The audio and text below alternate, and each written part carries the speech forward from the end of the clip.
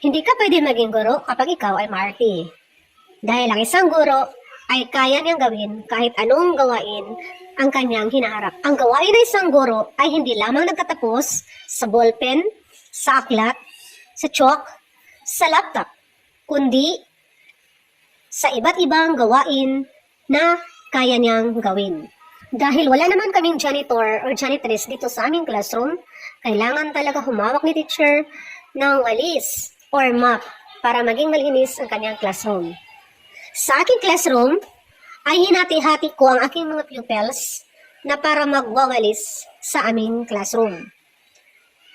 At araw-araw, meron silang sariling gawain na kanilang ginagawa.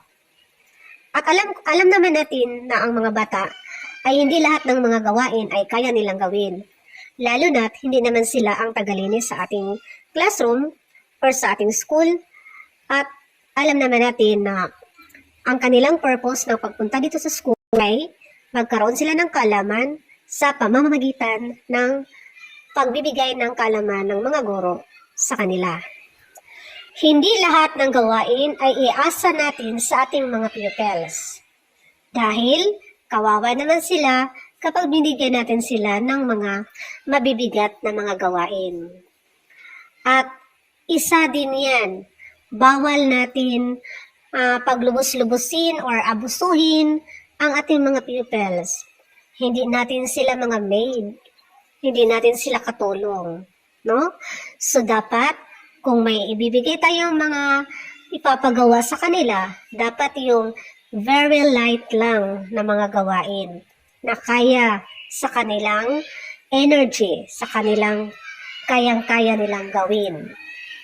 Kaya ako, hands-on ako sa mga gawain.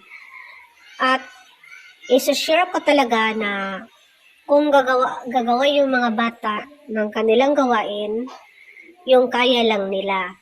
Kasi ang gusto ko talaga kapag may ipapagawa ko na gusto ko ipapagawa, dapat yung kayang-kaya nila. Kasi kapag hindi maganda yung output, or halimbawa nagpapalinis ako tapos hindi malinis, hindi rin ako satisfied, so mas mabuti pa ako na lang ang gagawa.